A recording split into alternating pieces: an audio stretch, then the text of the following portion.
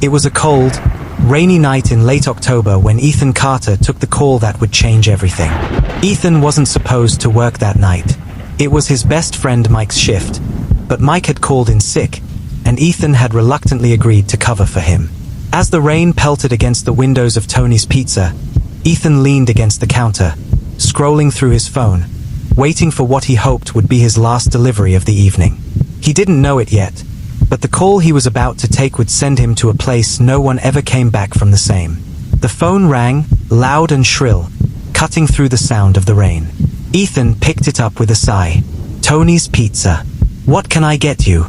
The voice on the other end was strange, low, raspy, and almost mechanical, like it was coming through a bad connection. One large meat lovers. Extra cheese. Address is 17 Hollow Creek Road.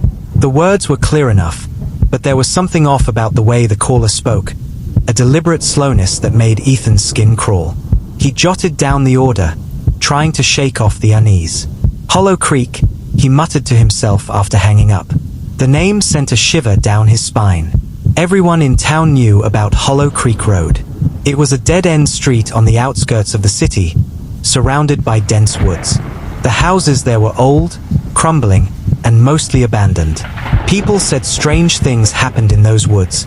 Voices carried on the wind, shadows that moved when no one was there. Ethan had never been to Hollow Creek, and he wasn't exactly eager to start now. It's just one delivery, he told himself as he grabbed the pizza box and slipped on his jacket. In and out. 10 minutes tops. He loaded the pizza into the backseat of his beat-up car, started the engine, and pulled out of the lot, the rain turning the world outside into a blur of dark shapes and shimmering lights. The drive to Hollow Creek was uneventful at first. Ethan tried to distract himself with the radio, but no matter what station he turned to, all he got was static. The road narrowed as he left the city behind, the streetlights growing farther apart until they disappeared entirely. The only illumination came from his headlights, which cut through the darkness in thin, feeble beams. The rain had turned the road slick, and he had to slow down as he navigated the winding curves that led into the woods. When he finally turned onto Hollow Creek Road, his stomach knotted. The trees here were tall and gnarled, their bare branches stretching toward the sky like skeletal fingers. The houses were few and far between, their dark windows staring out like empty eye sockets. His GPS flickered, struggling to keep up, but he didn't need it anymore. He could see the address now, painted in peeling white numbers on a rusted mailbox. 17 Hollow Creek Road. The house sat back from the road, partially obscured by overgrown bushes and ivy. Its roof sagged, and the paint was so chipped it was hard to tell what color it had once been. There was no light in the windows, no car in the driveway, no sign that anyone lived there. Ethan parked and turned off the engine, gripping the pizza box tightly as he stepped out into the rain. The air here was colder, heavier, and it seemed to press down on him as he walked up the cracked stone path to the front door. He knocked once. The sound echoed, louder than it should have been. He waited, shivering, but no one came to the door. He knocked again, harder this time. "Hello? Pizza delivery," he called out. Still nothing. He glanced back at his car, wondering if he should just leave the pizza on the porch and go, but something stopped him. He couldn't say what, but it was as if the house itself was holding him there, watching, waiting. He tried the door, and to his surprise, it creaked open under his touch. "Hello," he called again, stepping cautiously into the dark entryway. The smell hit him first, a mix of damp wood, mildew, and something faintly metallic. The air was cold, colder than it had been outside, and he could hear the faint drip of water somewhere deeper in the house.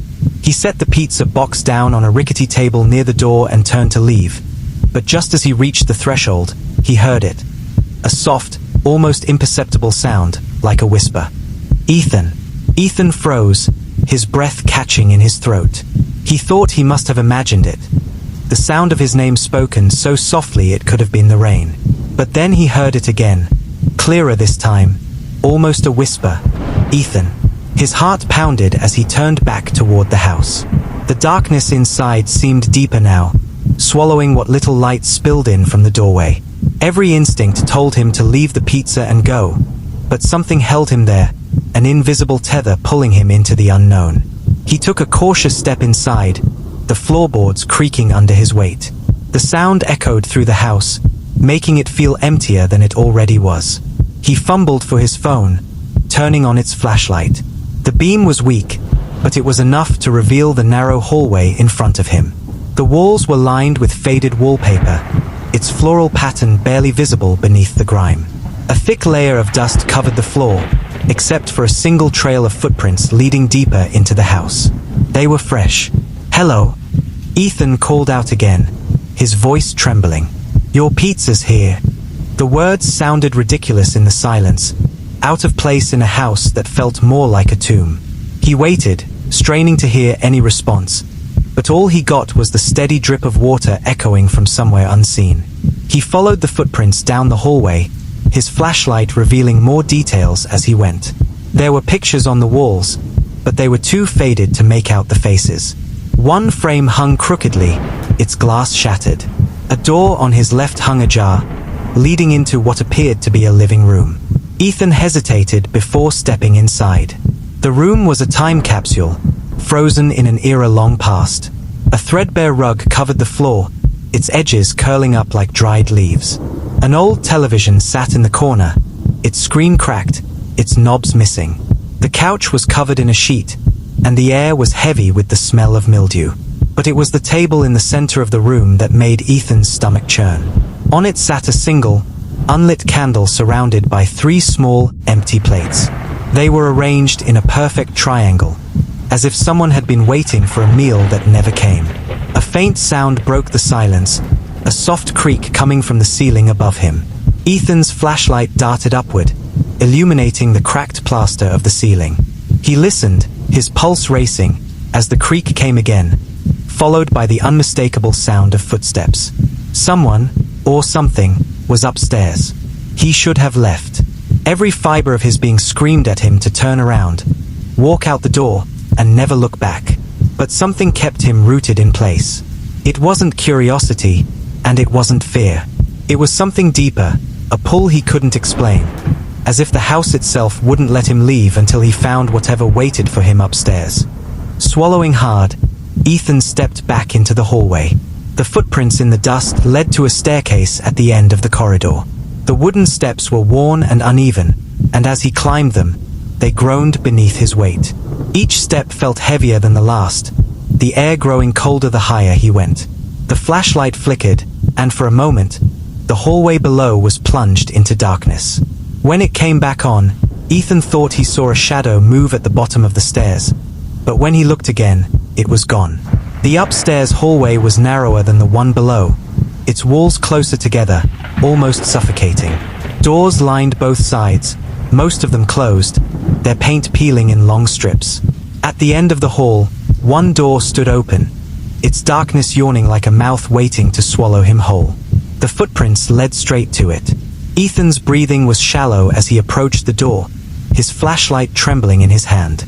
He could hear his heartbeat in his ears, loud and fast, drowning out everything else. He stopped just outside the room, his hand hovering over the door frame. He didn't want to go inside, but he couldn't bring himself to walk away either. He took a deep breath and stepped into the room.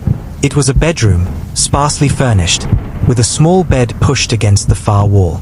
The mattress was bare, its surface stained and sagging. A single wooden chair sat in the corner, its seat worn smooth. The window was boarded up, the slats nailed unevenly, letting in slivers of the rain-soaked night. On the floor, directly beneath the window, was something that made Ethan's blood run cold. The pizza box he'd left at the front door. It was open, the pizza untouched, the box warped and damp from the rain. Ethan stared at it, his mind racing. How had it gotten there? Who had brought it upstairs? He heard the creak of floorboards behind him and spun around, his flashlight cutting through the darkness. The hallway was empty, but the air felt heavier, pressing against his chest like an invisible weight. And then he heard it again, the voice that had called his name before, but this time it was clearer, closer. Ethan. The voice came from the direction of the stairs, low and dragging, as if whoever spoke it had to force the words out. He stepped back into the hallway, his flashlight scanning the darkness. "Who's there?" he demanded, his voice shaking. The only answer was the sound of footsteps ascending the stairs, slow, deliberate, and far too heavy to belong to anything human. Ethan's pulse hammered in his ears as he stood frozen in the upstairs hallway, staring into the empty darkness beyond his flashlight's beam. The voice had been so clear, so deliberate, that it left no room for doubt. Someone, or something, was inside the house with him. The sound of footsteps grew louder, each one an agonizingly slow creak of the wooden stairs. Ethan aimed his light toward the staircase, expecting to see a figure emerge at any moment. But the beam revealed nothing. The stairs were empty. "Who's there?" he called, his voice cracking. The silence that followed was worse than any response. It was heavy, oppressive, as if the house itself was holding its breath. And then, breaking that silence, came the sound of laughter. It was faint at first, barely more than a chuckle, but it grew louder, echoing through the house until it seemed to come from everywhere at once. Ethan's flashlight flickered, and for a split second, the hallway was plunged into darkness. When the light returned, he caught a glimpse of movement, a shadow slipping into one of the rooms further down the hall. Every instinct screamed at him to leave, to run back down the stairs, out the door, and never look back. But his legs refused to move. There was something about the laughter, the way it echoed and reverberated, that rooted him in place. It wasn't just sound. It was presence, tangible and suffocating, pressing against his chest like a vice. Slowly, as if drawn by an invisible thread, he began to walk toward the room where the shadow had disappeared. The door was slightly ajar, swinging inward just enough to reveal a sliver of the room beyond. Ethan's flashlight beam trembled as he reached for the handle, his fingers brushing against the cold, chipped wood. He pushed the door open, and the sight that greeted him made his stomach twist. The room was empty, save for a single chair positioned in the center. On the chair sat an old rotary phone, its receiver hanging off the hook. The dial spun lazily on its own, clicking softly in the otherwise silent room. Ethan stepped inside, his light sweeping across the bare walls and cracked ceiling. There was no sign of the shadow he'd seen, no sign of anyone at all. But the phone was wrong. The moment his eyes fell on it, the laughter stopped, replaced by a new sound, a low, rhythmic tapping. It was coming from the walls, moving in a slow, deliberate pattern that circled the room. Tap tap, pause, tap tap. The rhythm was almost hypnotic, pulling him further into the room against his will. He approached the phone, the beam of his flashlight reflecting off its scratched surface. The tapping grew louder, more insistent, as he reached for the dangling receiver. His hand hovered over it for a moment, his mind screaming at him to stop, but his fingers closed around the cold, hard plastic. The moment he lifted it to his ear, the tapping stopped. At first, there was only static, a soft hiss that crackled in his ear. Then came the voice. It wasn't the voice he'd heard before, the one that had called his name. This voice was deeper, slower, and filled with an unnatural resonance that made his skin crawl. "Ethan," it said, drawing his name out like a breath. "Why did you come here?" His mouth was dry, his throat tight. He wanted to answer, to say something, but no words came out. The voice chuckled, the sound low and guttural. "You should have stayed home," it said. The static flared, sharp and grating, and Ethan dropped the receiver as if it had burned him. The phone clattered to the floor, and the sound of the dial spinning ceased. For a moment, the room was silent. Then the tapping returned, louder now, coming from all around him. He backed away, his flashlight darting frantically from wall to wall, but there was nothing there. Just the sound, circling him, growing closer with each passing second. And then, without warning, the door slammed shut behind him. He spun around, his light catching the edge of the doorframe as it shuddered under the force of the slam. He reached for the handle, twisting and pulling, but it wouldn't budge. He was trapped. "Let me out," he shouted, pounding on the door. The tapping grew deafening, drowning out his cries. It was inside his head now, reverberating through his skull like the beat of a drum. He turned back to the room, searching desperately for another way out, but what he saw stopped him cold. The chair was no longer empty. A figure sat there now, hunched and motionless, its face obscured by shadows. Its hands rested on its knees, long and thin, the fingers curled slightly as if ready to spring. Ethan's flashlight beam landed on the figure, and it raised its head slowly, revealing a face that wasn't a face at all. It was featureless, smooth and pale, with only two deep, empty sockets where eyes should have been. The sockets stared at him, unseeing but somehow aware, and a sound escaped from where its mouth might have been. A wet, rasping inhale that filled the room with a terrible, suffocating dread. Ethan stumbled backward, his legs shaking, his mind screaming for him to move, to run, to do anything. But he couldn't look away. The figure stood, its movements slow and deliberate, its head tilting as if studying him. The tapping stopped, replaced by a silence so profound it pressed against his ears like a physical weight. And then, without warning, the figure took a step toward him. That broke the spell. Ethan turned and threw himself against the door, pounding and kicking with all his strength. The figure moved closer, its footsteps soundless but deliberate, closing the distance between them inch by inch. Finally, with one last desperate shove, the door gave way, and Ethan stumbled into the hallway. He didn't look back. He couldn't. He ran down the stairs, his flashlight flickering wildly as he sprinted toward the front door. The air in the house seemed to thicken as he ran, each breath a struggle against the invisible weight pressing down on him. The laughter returned, echoing through the walls, growing louder with every step. He reached the front door and yanked it open, throwing himself outside into the cold, rain-soaked night. He didn't stop running until he reached his car, his hands fumbling with the keys as he tried to unlock the door. As he slid into the driver's seat and slammed the door shut, the laughter stopped. The house loomed behind him, dark and silent once more, its windows like empty eyes staring out into the night. He started the engine and tore down the driveway, his heart pounding, his breath coming in ragged gasps. But as he glanced in the rearview mirror, his blood turned to ice. In the backseat, barely visible in the faint glow of the dashboard lights, was the same featureless figure, sitting silently, its eyeless sockets fixed on him. Ethan's hands gripped the steering wheel so tightly that his knuckles turned white. His breath came in ragged gasps as he drove down the winding road, the rain pounding against the windshield like a drumbeat. The narrow beams of his headlights carved a path through the darkness, but his eyes kept darting to the rearview mirror. He didn't want to look. He knew what he would see, but some part of him couldn't resist.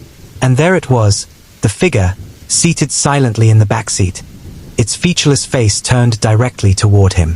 For a moment, Ethan thought he might be imagining it, that his mind was playing tricks on him after the horrors he'd witnessed in the house. But the figure didn't fade. It remained perfectly still, its empty sockets staring into his soul.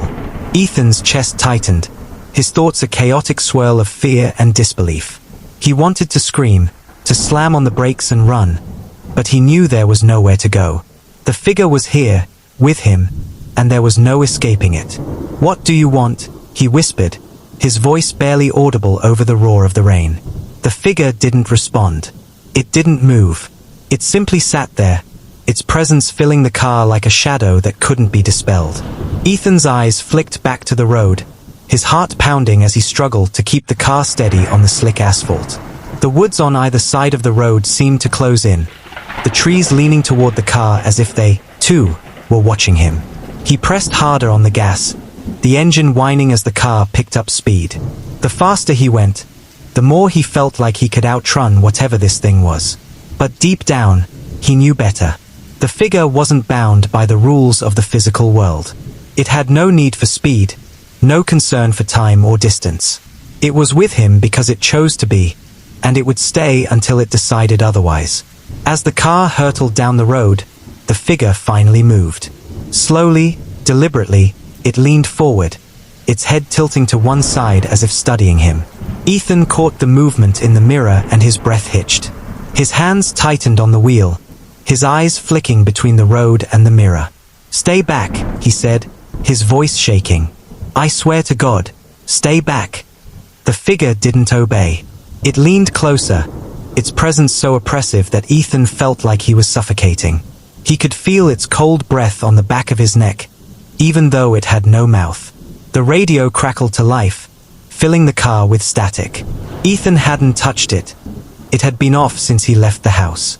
But now, the static grew louder, punctuated by faint, distorted whispers. He couldn't make out the words, but the tone was unmistakable. Mocking, taunting, as if the figure was laughing at his fear. "Leave me alone," Ethan shouted, slamming his hand against the dashboard. The static stopped abruptly, plunging the car into a silence so profound it was deafening. The figure spoke. Its voice wasn't a voice at all. It was a collection of sounds, a low, guttural resonance that reverberated through the car like the hum of a machine. But somehow, Ethan understood it. "You brought me," it said, each word drawn out and deliberate. The words hit him like a physical blow, his chest tightening as if the air had been sucked out of the car. "What are you talking about?" he demanded, his voice trembling. "I didn't bring you anywhere." The figure didn't respond. It leaned back into its seat, its eyeless sockets fixed on him, its presence a constant, unyielding weight. Ethan's panic reached a breaking point. He slammed on the brakes, the car skidding to a halt in the middle of the road. The rain pelted the windshield, the wipers struggling to keep up as he turned to face the backseat. "Get out," he shouted, his voice breaking. "Get out of my car." But the backseat was empty. The figure was gone. For a moment, Ethan sat there, his chest heaving, his hands trembling as they gripped the wheel. He scanned the back seat with his flashlight, his breath fogging the air. There was no sign of the figure, no shadow, no trace that it had ever been there. Relief washed over him like a wave, his shoulders slumping as he let out a shaky breath. Maybe he had imagined it. Maybe the stress and fear had finally gotten to him. He was about to start the car again when he saw it. The passenger seat, which had been empty just moments before, was no longer empty. The figure sat there now, closer than ever, its head turned to face him. The empty sockets where its eyes should have been seemed to glow faintly in the dim light. Ethan's scream caught in his throat as the figure raised one hand, its long, skeletal fingers pointing directly at him. The car's engine roared to life on its own, the wheels spinning as the vehicle lurched forward. Ethan's hands flew to the wheel, trying to regain control as the car careened down the road at a breakneck speed. The figure didn't move. It simply sat there, its presence filling the space like a shadow made flesh. The road blurred as the rain intensified, the headlights barely cutting through the darkness. Trees whipped past on either side, their branches clawing at the car as if trying to pull it into the forest. And then, just as suddenly as it had started, the car skidded to a stop. The engine died, the headlights flickered, and the rain seemed to stop midair, hanging in a frozen tableau. Ethan sat there, his chest heaving, his mind racing as he turned to look at the passenger seat. It was empty again. But outside the car, standing in the middle of the road, was the figure. It was larger now, its form towering over the car, its limbs impossibly long and thin. The eyeless sockets burned with an unnatural light, and its head tilted as it stared down at him. The silence was absolute, the world around him frozen in place. And then, the figure spoke again, its voice a chorus of whispers that filled his mind. "You cannot leave." Ethan sat frozen in the driver's seat, the figure towering over the car like a monument to fear itself. Its form seemed fluid, shifting and writhing, as though the rain couldn't settle on its surface. The empty sockets where its eyes should have been burned with a light that didn't belong to this world, pulsating faintly like the rhythm of a heartbeat. Ethan's breath hitched, his chest tightening with every passing second. He felt trapped, as though the air had thickened, leaving no room for escape. Outside, the world was eerily still, the rain suspended mid-fall, the trees bending toward the road as if in submission to the figure's presence. His trembling hands gripped the steering wheel as if it could anchor him to reality, but the sight before him made everything feel unreal. He whispered under his breath, a desperate mantra, "This isn't real. This isn't happening." But it was.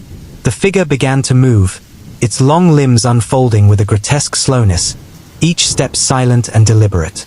It didn't walk so much as glide. its legs barely touching the wet asphalt as it circled the car.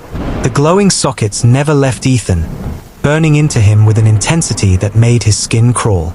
The car felt smaller now, the walls closing in around him, the glass trembling as though ready to shatter. He forced himself to move, his fingers fumbling with the ignition. The engine sputtered to life, but the lights remained dim, casting only the faintest glow on the road ahead. He slammed the gearshift into drive and pressed the gas pedal to the floor. The tires spun on the wet road before catching, the car lurching forward with a screech. For a brief moment, hope flared in Ethan's chest. He was getting away. He was escaping. But the figure was faster.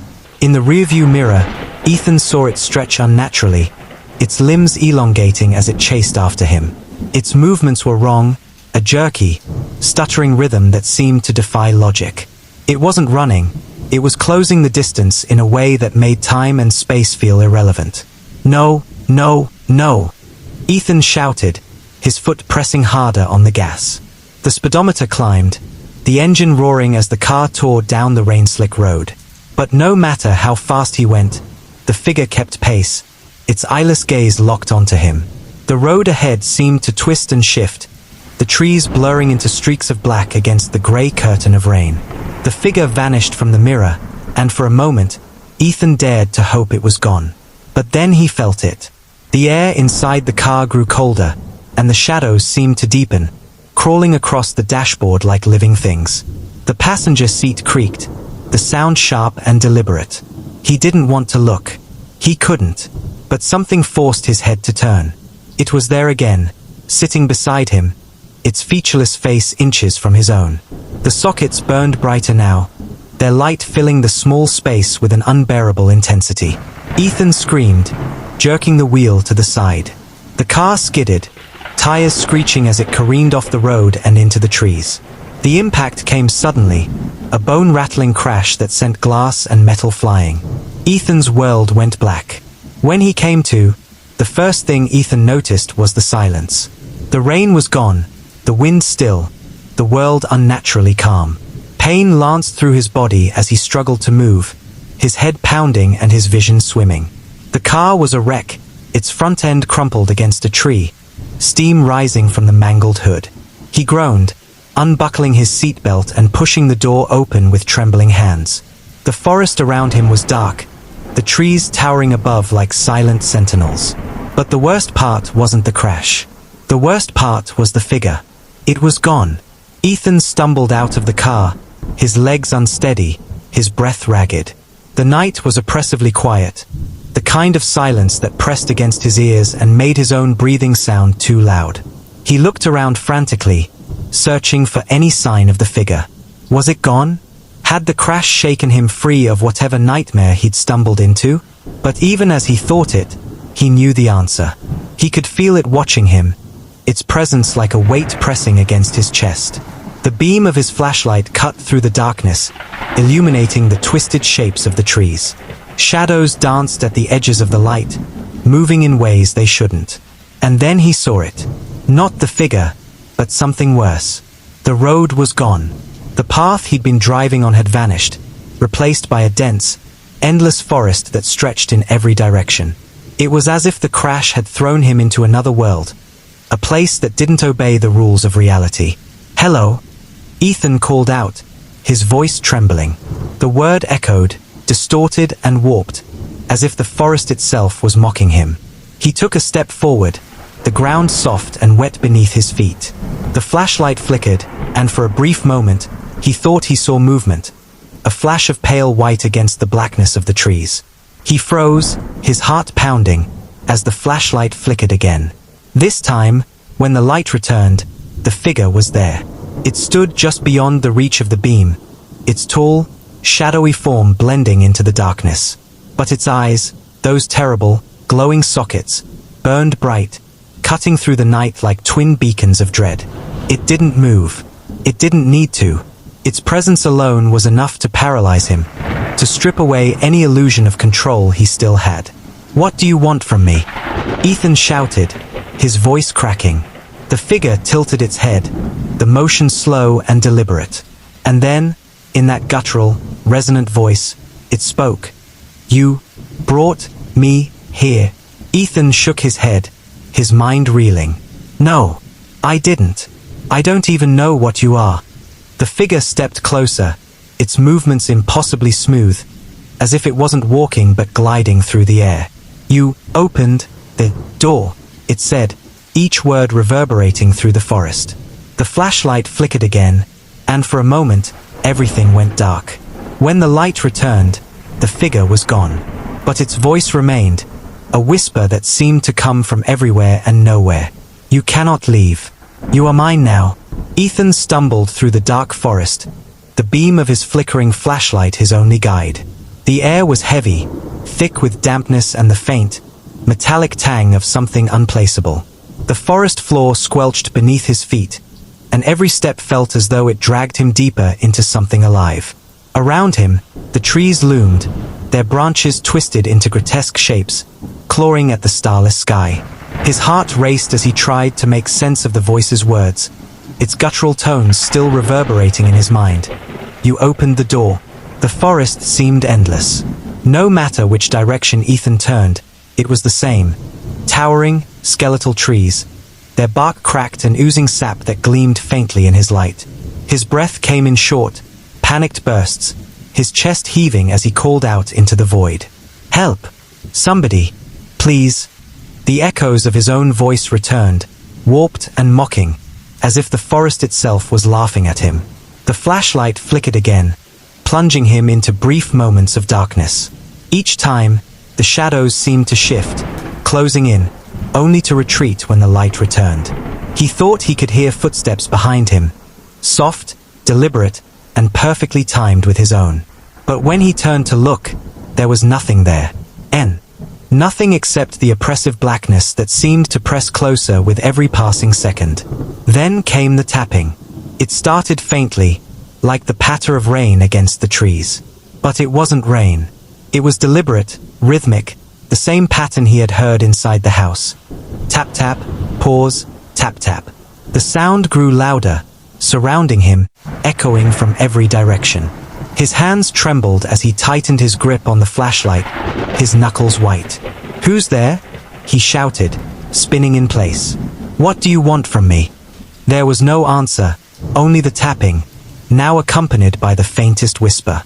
It was too soft to make out, but it was there, crawling beneath the surface of the silence, like a hidden current in still water.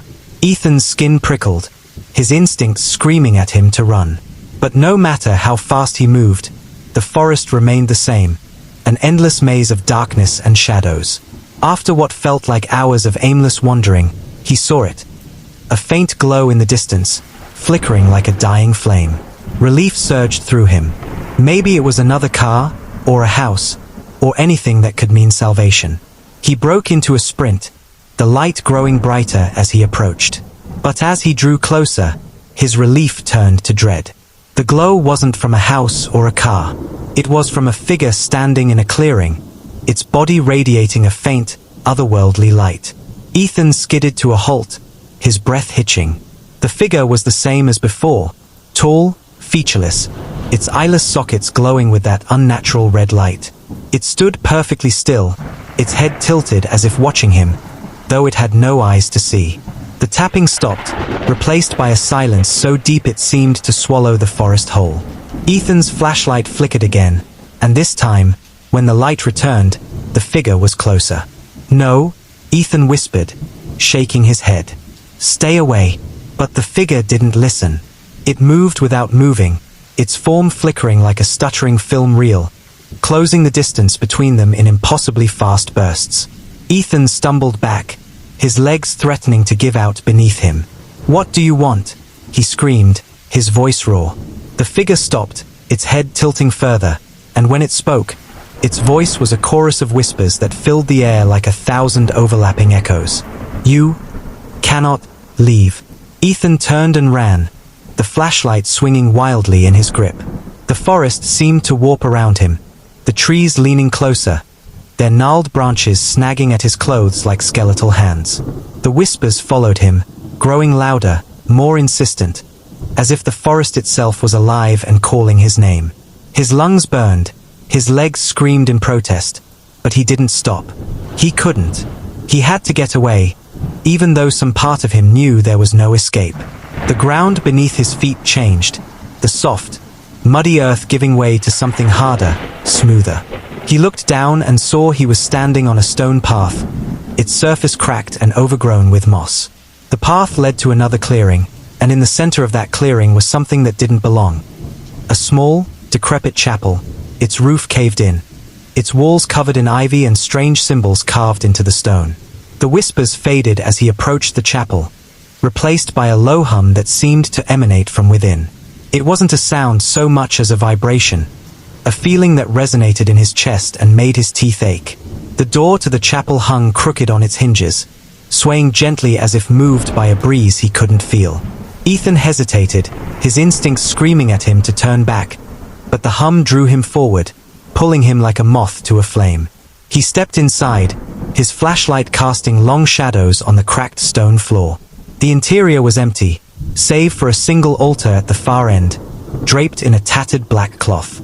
On the altar sat something that gleamed faintly in the beam of his light. A mirror.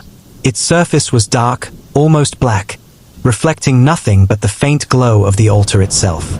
As he approached, the hum grew louder, vibrating through his bones. And then, as he reached out to touch the mirror, he saw it. The reflection wasn't his own. It was the figure, standing behind him, its eyeless sockets glowing brighter than ever. Ethan spun around, but the chapel was empty. The whispers returned, louder now, filling the space with their overlapping voices.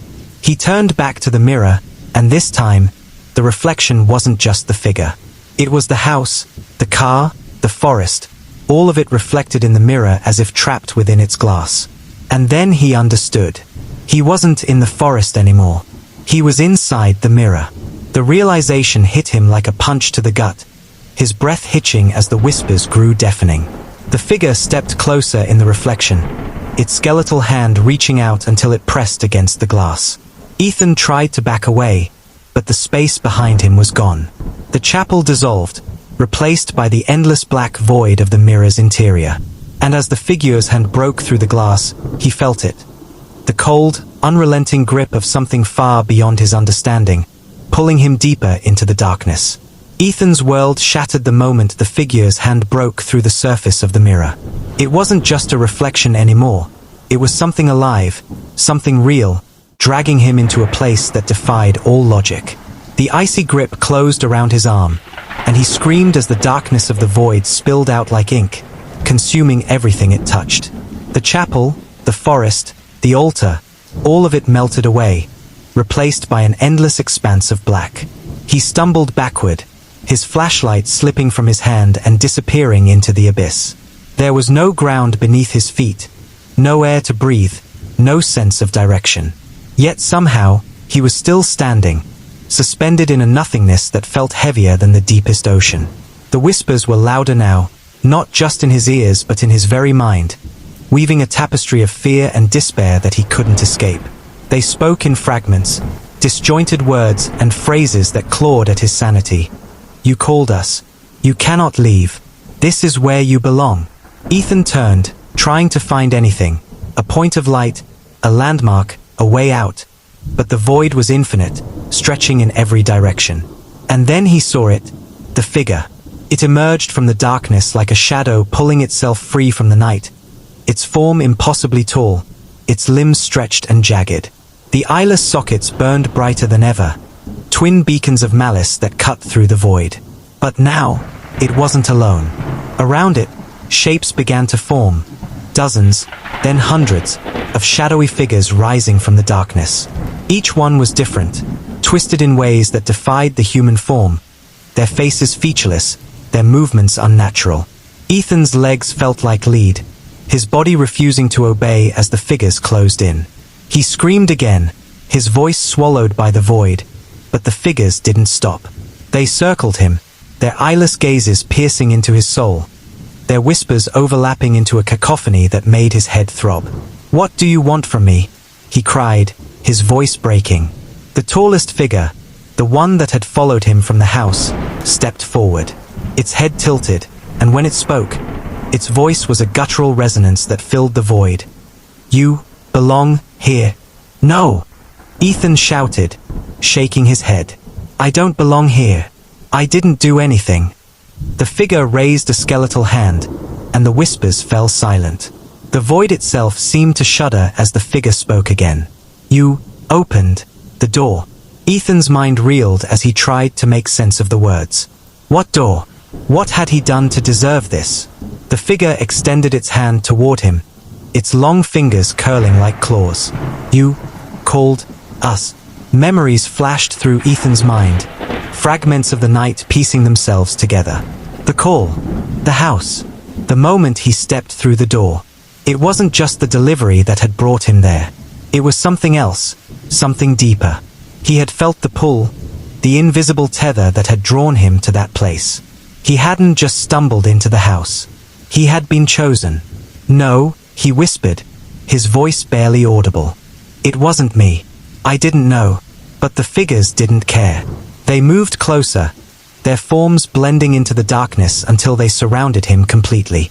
The tallest figure loomed over him, its eyeless sockets burning like twin suns. And then, in a voice that echoed through the void, it said, "Now, you stay." The figures reached for him, their hands cold and unyielding as they closed around his arms, his legs, his chest. Ethan struggled, thrashing against their grip, but it was like fighting against the tide. They pulled him deeper into the void, the darkness pressing against him like a living thing, wrapping around him and filling his lungs. He tried to scream, but no sound came out. His vision blurred, the burning sockets of the tallest figure the last thing he saw before the darkness consumed him entirely. For a moment, there was nothing, no sound, no light, no sense of self. Ethan floated in the void, weightless and formless, his mind unraveling as the whispers filled the empty spaces where his thoughts used to be. He felt himself slipping away, becoming part of the void, another shadow among the countless others. And then, just as he was about to let go, he saw it. A faint light in the distance, flickering like a dying flame. The light grew brighter, cutting through the darkness, and Ethan felt the figure's grip loosen. The whispers faded, replaced by a low hum that resonated in his chest. The void seemed to retreat, the darkness peeling away like layers of smoke. And then, with a blinding flash, he was back. Back in the chapel, back on the stone floor, his body trembling as he gasped for air. The mirror was gone, its surface shattered into countless shards that glinted in the faint light. The altar was empty, the symbols on the walls faded and lifeless. Ethan lay there for what felt like an eternity, his mind reeling as he tried to make sense of what had happened. The whispers were gone. The figure was gone. But the void was still there, lingering at the edges of his mind like a shadow that refused to fade. Ethan stumbled out of the chapel, the cool night air hitting his face like a slap. The forest was silent now, the oppressive weight of its presence lifted. The road was back, stretching out before him like a lifeline. His car sat at the edge of the clearing, its headlights flickering faintly, the engine still smoking from the crash. He didn't question it. He didn't care. All he wanted was to get away. He climbed into the car, his hands trembling as he turned the key in the ignition.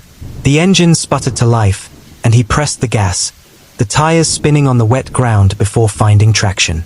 The forest blurred around him as he sped down the road, the trees a wall of dark shapes that receded into the distance. The whispers didn't follow. The shadows didn't move. He was alone, for the first time since the nightmare began. But as he reached the edge of the forest, his heart sank. The road ahead was blocked by a tall, shadowy figure, its eyeless sockets burning faintly in the night. Ethan slammed on the brakes, the car skidding to a halt just inches from the figure. It stood motionless, its head tilted, its presence as oppressive as ever. And then, as the engine died and the headlights flickered out, the figure spoke one final time. "You cannot leave." Ethan sat frozen in the driver's seat, his eyes locked on the figure standing in the middle of the road. The forest around him seemed to hold its breath, the trees leaning inward as if drawn to the encounter. The figure's eyeless sockets burned faintly, pulsing like a heartbeat, and its towering form cast no shadow despite the faint glow from the car's headlights. Ethan's chest tightened as the oppressive weight of the figure's presence pressed down on him. He gripped the wheel with trembling hands, unsure whether to drive forward, reverse, or simply abandon the car and run. "Let me go," he whispered, his voice cracking under the strain of his fear. The figure tilted its head, the movement slow and deliberate, as if it were considering his plea. For a moment, the forest was silent, the whispers that had haunted him since the house now gone. And then, in that guttural, resonant voice that seemed to come from everywhere at once, the figure spoke. "You brought yourself." Ethan shook his head, his voice rising with desperation. "No, I didn't. I didn't ask for this. Please, just let me go." The figure remained motionless for a moment, its glowing sockets narrowing slightly as if studying him. And then it raised one skeletal hand, pointing directly at him. The world seemed to shift around Ethan, the car trembling beneath him as the air grew thick and cold. Shadows poured out of the forest, coalescing around the figure like a tide of ink, writhing and twisting as they reached for the car. The headlights flickered, the engine sputtered, and Ethan felt the same pull he had experienced in the chapel, the pull of the void. His breath quickened as he threw the car into reverse, slamming his foot on the gas. The tires screeched, the vehicle lurching backward as he tried to put distance between himself and the figure. But no matter how far he drove, the figure remained in front of him, its glowing sockets burning brighter, its form growing larger with each passing second. It was as if the road itself bent around the figure, trapping Ethan in an endless loop. "You cannot leave," the voice echoed, louder this time, resonating through the car and into Ethan's very bones. The shadows surged forward, engulfing the vehicle in a wave of darkness. The windows cracked, the dashboard lights flickering wildly as the car was consumed. Ethan screamed, his voice lost in the roar of the void as the shadows pressed against the glass, seeping inside like smoke. The air grew colder, heavier, until he could no longer breathe. His vision blurred, his body trembling as the void swallowed him whole. When Ethan opened his eyes, he was no longer in the car. He was back at the house, standing on the porch, the rain pouring down around him. His clothes were dry, his flashlight back in his hand, its beam cutting through the darkness. The house stood exactly as it had before, silent, decayed, and uninviting. But something was different. The door, which had creaked open so easily the first time, was now shut. The windows were dark, their cracked glass reflecting the faint glow of his light. He turned to look behind him, expecting to see the road, the forest, the remnants of his car. But there was nothing, only an endless expanse of darkness stretching in every direction. The house was the only thing that remained, an island in a sea of black. Ethan's heart sank as he realized the truth. He hadn't escaped. He had never left. The house wasn't just a place. It was the void itself, a trap from which there was no escape. The front door creaked open slowly, its hinges groaning under the weight of the silence. Ethan's flashlight flickered as he stepped inside, the familiar smell of mildew and decay filling his nostrils. The hallway stretched out before him, impossibly long, its walls lined with doors that hadn't been there before. The whispers returned, faint and distant, growing louder with each step he took. He moved forward, unable to stop himself, drawn by an invisible force that guided him deeper into the house. At the end of the hallway was a single door, its surface covered in the same symbols he had seen in the chapel and on the mirror. The whispers grew deafening as he reached for the handle, his hand trembling. He didn't want to open it. He didn't want to see what lay beyond. But he had no choice. The door swung open, revealing a small, empty room. In the center of the room was a single chair, and sitting in that chair was a figure, featureless, eyeless, and identical to the one that had haunted him all night. Ethan stared at the figure, his breath catching in his throat. It didn't move. It didn't speak. It simply sat there, its presence filling the room like a storm cloud. And then, slowly, it raised its hand, pointing to the wall behind him.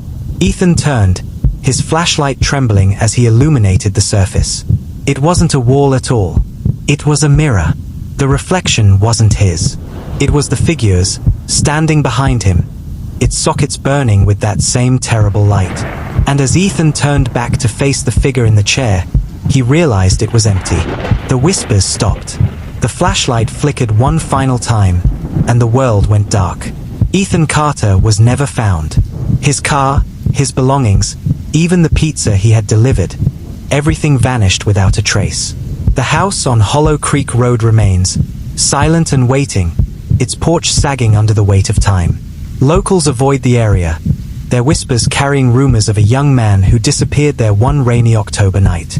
And though no one dares to enter, some say that if you stand outside long enough, you can hear him calling for help from inside the house. Others claim that if you're brave enough to knock, the door will open on its own, and you'll see a figure standing in the hallway, holding a flashlight and waiting for his next delivery.